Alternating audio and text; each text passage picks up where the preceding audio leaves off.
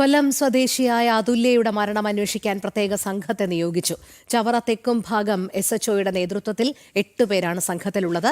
Karunagappally ACP അന്വേഷണത്തിന് മേൽനോട്ടം വഹിക്കും. അതുല്യ വീഡിയോ ചിത്രീകരിച്ച മൊബൈൽ ഫോൺ ഉടൻ കണ്ടെടുക്കാനാണ് പോലീസ് തീരുമാനം. അതുല്യയുടെ അമ്മയുടെയും സഹോദരിയുടെയും വിശദ മൊഴി വീണ്ടും രേഖപ്പെടുത്തും. മനോജ് ചേരുന്നു കൊല്ലത്ത് നിന്നും. മനോജ്, അതുല്യയുടെ മരണവുമായി ബന്ധപ്പെട്ട് കുടുംബം ആരോപിക്കുന്നത് അതുല്യ ഒരിക്കലും ആത്മഹത്യ ചെയ്യില്ല, ഇതൊരു കൊലപാതകം തന്നെയാണ് എന്നാണ്. എന്തായാലും നിലവിലിപ്പോൾ അന്വേഷണ സംഘത്തെ രൂപീകരിച്ചിട്ടുണ്ട്. ഏതൊക്കെ രീതിയിലുള്ള അന്വേഷണമാകും നാട്ടിൽ പുരോഗമിക്കുക? അതോടൊപ്പം തന്നെ ഷാർജയിലുള്ള അതുല്യയുടെ സഹോദരി ഏത് നിയമ നടപടികൾക്കായിരിക്കും അവിടെ തുടക്കം കുറിക്കുക? തീർച്ചയായും പ്രത്യേക അന്വേഷണ സംഘത്തെ രൂപീകരിച്ചിട്ടുണ്ട്. അന്വേഷണം പുരോഗമിക്കുകയാണ്. അതേസമയം തന്നെ ഈ അതുല്യയുടെ മൊബൈൽ ഫോൺ കിട്ടുവാനുള്ള മറ്റ് നടപടിക്രമങ്ങളൊക്കെ പോലീസ് ചെയ്യുന്നുണ്ട്. അതോടൊപ്പം തന്നെ ഷാർജയിൽ നിന്നും ഈ സഹോദരിയായിട്ടുള്ള അഖിലയും ഭർത്താവും ഈ മറ്റ് നടപടിക്രമങ്ങളൊക്കെ, അതായത് ഈ പോസ്റ്റ്മോർട്ടം നടപടി, അതോടൊപ്പം തന്നെ മൃതദേഹം വീട്ടിലേക്ക് എത്തിക്കുവാനുള്ള കാര്യങ്ങളൊക്കെ ചെയ്യുന്നുണ്ട്. അതേസമയം തന്നെ ഗുരുതര ആരോപണമാണ് സതീഷിനെതിരെ കുടുംബം ഉന്നയിക്കുന്നത്. സതീഷ് കഴിഞ്ഞ ദിവസം ഈ മറുപടിയുമായി വന്നിരുന്നു, അങ്ങനെയൊന്നുമില്ല എന്നുള്ള രീതിയിലേക്ക്. എന്നാൽ അതൊന്നുമല്ല എന്നാണ് കുടുംബം വ്യക്തമാക്കുന്നത്. അതേസമയം തന്നെ ഞാനിപ്പോൾ അതുല്യയുടെ വീട്ടിലാണുള്ളത്. അതുല്യയുടെ അച്ഛൻ രാജശേഖരൻ പിള്ള, അദ്ദേഹം നമ്മളോട് പ്രതികരിക്കും. ഈ കഴിഞ്ഞ ദിവസം സതീഷിൻ്റെ മറുപടിയൊക്കെ കേട്ടിട്ടുണ്ടാവും.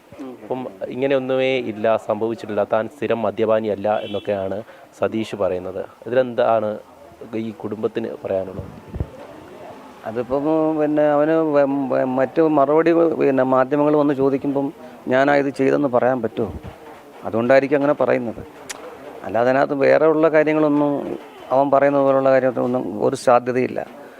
കാരണം എന്ന് പറഞ്ഞാൽ അത് ഫ്ലാറ്റാണ്, താഴെ സെക്യൂരിറ്റി ഉള്ളതാണ്. പുറത്തുനിന്ന് ഒരാൾക്ക് പോലും അതിനകത്ത് കയറാൻ പോലും പറ്റാത്ത സാഹചര്യമുണ്ട്. അവിടെ 24 hours സെക്യൂരിറ്റിയൊക്കെ ഉള്ള ഒരു ഫ്ലാറ്റായിരിക്കും, മനസ്സിലായി. അവിടെ അപ്പം അവൻ പറയുന്നതിനകത്ത് യാതൊരു അർത്ഥവുമില്ല. അവന് ഇപ്പം പെട്ടുപോയപ്പോൾ ഇപ്പോഴാണ് അവന് ഉണർന്നത്, മനസ്സിലായി. അപ്പോൾ അവൻ എന്തെങ്കിലും പറയണമല്ലോ, അതിനുവേണ്ടി പറയുന്നതാണ്. ഇപ്പോഴാണ് അവൻ അവൻ്റെ തെറ്റുകളും കുറ്റങ്ങളൊക്കെ ഇപ്പോൾ മനസ്സിലാക്കിക്കൊണ്ടാവും. ഇപ്പം മാധ്യമങ്ങളിലൊക്കെ വന്ന് അവന് പ്രതീക്ഷിച്ചിരുന്നു, മനസ്സിലായോ?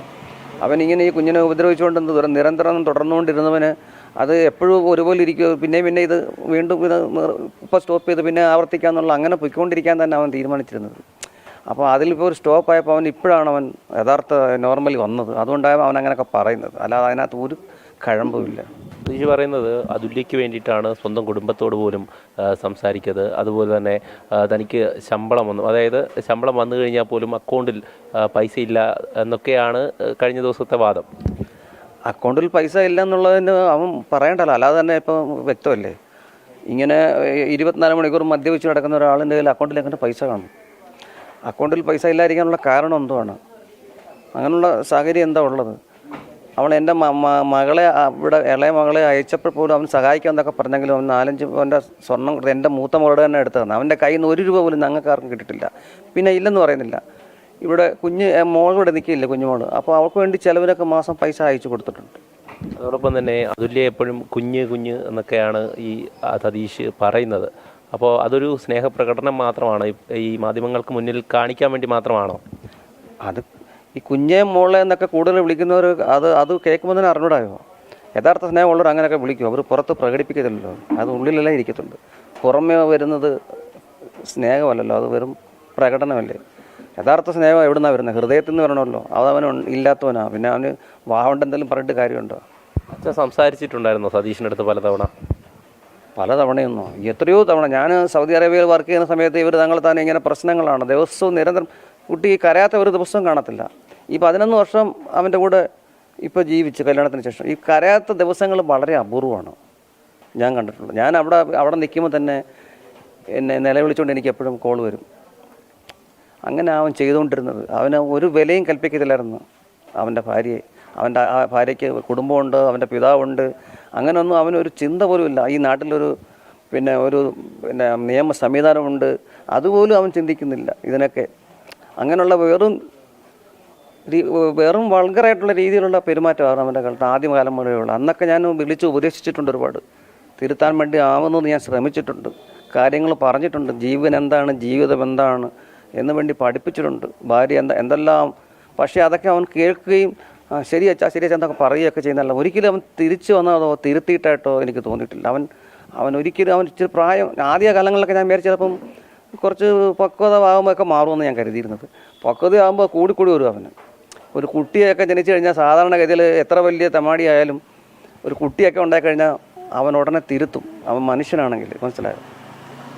അതുപോലും അവൻ എന്നിട്ട് ആ പെൺകുട്ടിയായിട്ട് പോലും അവന് ഒരു മാറ്റവും ഇല്ല. എന്നിട്ട് അതേപോലെ തന്നെ നിൽക്കും. ഇളയ മകളും ഭർത്താവും അവിടെ ഉണ്ട്, ബാക്കി കാര്യങ്ങളൊക്കെ ചെയ്യുന്നുണ്ടല്ലോ. അതൊക്കെ അവർ ചെയ്തുകൊണ്ടിരിക്കുകയാണ്. ഇവിടുന്ന് എല്ലാവരും ഉള്ള സപ്പോർട്ടുണ്ട്. എല്ലാം ഇവിടുത്തെ ജുഡീഷ്യറി പോലീസിൻ്റെയും അതുപോലെ പിന്നെ മറ്റ് രാഷ്ട്രീയ എല്ലാവരുടെയും എല്ലാ MLA-യുടെയും MP-യുടെയും എല്ലാ പഞ്ചായത്ത് മെമ്പർ ഉൾപ്പെടെ എല്ലാവരുടെയും സഹകരണങ്ങൾ എനിക്ക് കിട്ടുന്നുണ്ട്. അവരെല്ലാം ഇതിനു വേണ്ടി പരിശ്രമിച്ചുകൊണ്ടിരിക്കുകയാണ്. പോലീസ് കഴിഞ്ഞ ദിവസം വന്ന് മൊഴി രേഖപ്പെടുത്തിയായിരുന്നു. അതെ, വന്നിരുന്ന് മൊഴിയൊക്കെ രേഖപ്പെടുത്തി എല്ലാം എഴുതി കൊടുത്തിട്ടുണ്ട്. കാര്യങ്ങളെല്ലാം അവർ കറക്റ്റായിട്ട് തന്നെ പോകുന്നു. പോലീസിൻ്റെ ഭാഗത്ത് നല്ല രീതിയിലുള്ള ഒരു സമീപനമാണ് കാണുന്നത്. നമ്മൾ പഴയ കേസിൻ്റെയൊക്കെ കാര്യങ്ങൾ ചോദിച്ചറിഞ്ഞിരുന്നു. ഗാർഹിക പീഡനത്തിന് നേരത്തെ പരാതി കൊടുത്തിട്ടുണ്ടായിരുന്നു. അത് തീർച്ചയായിട്ടും അറിയില്ല അവർ. അതായത് എൻ്റെ മകളുടെ പിന്നെ കസിൻസൊക്കെ ഇവിടെ സബ് ഇൻസ്പെക്ടർമാരൊക്കെ ഉണ്ട്. അപ്പോൾ അവർ മുഖേന അന്ന് കേസൊക്കെ കൊടുത്തിരുന്നത്. അപ്പോൾ അവർക്ക് അറിയാമല്ലോ, അവരെല്ലാം പറഞ്ഞിരിക്കുമല്ലോ അങ്ങോട്ടും ഇങ്ങോട്ടും. അന്ന് ഇത് പ്രോപ്പറായിട്ടുള്ള കേസല്ല. അത് അന്ന് പിന്നെ അവിടെ വെച്ചത് ഒത്തീർപ്പായെന്നുള്ളതല്ല ഉള്ളു. അല്ലാതെ മകളുടെ ജീവിതത്തിന് വേണ്ടിയിട്ട് അതൊക്കെ പരിഹരിച്ച് മുന്നോട്ട് പോയതാണ് അല്ലേ ആ കേസൊക്കെ. പിന്നെ അത് പെൺകുട്ടി ഉള്ളതല്ലേ മോനെ. അപ്പോൾ ഇത് ഇവനെന്തെങ്കിലും മാറി നന്നായി വന്നാലോ എന്നുള്ളൊരു പ്രതീക്ഷയുണ്ട്.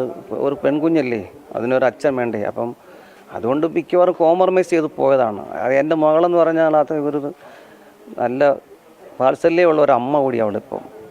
എൻ്റെ കുഞ്ഞ് അവിടെ നിൽക്കുമ്പോൾ ഇപ്പോൾ അവിടെ ആണെങ്കിലും എപ്പോഴും അവൾ ഇവിടെ ഉണ്ട്. മോള് സ്കൂളില്ലാത്തപ്പോഴൊക്കെ മോളോട് വീഡിയോ കോളിൽ സംസാരം, അവളെ പഠിപ്പിക്കുകയും ഹോംവർക്ക് ചെയ്യിക്കുകയും എല്ലാം അവൾ അവിടെ ഇരുന്നുകൊണ്ട് ചെയ്യുന്നത്. മനസ്സിലായോ. അത്ര സ്നേഹമുള്ളൊരു മാതാവ് ഇപ്പോൾ നഷ്ടപ്പെട്ടിരിക്കുന്നത്. ഈ വീടിൻ്റെ വിളക്കാണ് പോയതല്ല, ഈ വീടിൻ്റെ വിളക്ക് അണച്ചിരിക്കുക അവൻ. അപ്പോൾ 11 വർഷമായിട്ട് ചെറുതായിട്ട് അണച്ചു. ഇപ്പോൾ ലാസ്റ്റ് അവൻ അണച്ചു. തീർച്ചയായും എന്തായാലും സതീഷിനെതിരെ കടുത്ത നിയമ നടപടി വേണം. ഇതിന് എന്താണ് സംഭവിച്ചത് എന്ന് അറിയണമെന്ന് തന്നെയാണ് ഈ അച്ഛനുൾപ്പെടെ വ്യക്തമാക്കുന്നത്. കാരണം പോലീസിൻ്റെ അന്വേഷണം പുരോഗമിക്കുകയാണ് നാട്ടിലും, അതോടൊപ്പം തന്നെ ഷാർജയിലും അന്വേഷണം തുടരുകയാണ്. അതേസമയം തന്നെ മൃതദേഹം ഇങ്ങോട്ടേക്ക് എത്തിക്കുവാനുള്ള നടപടിക്രമങ്ങളും പുരോഗമിക്കുകയാണ്.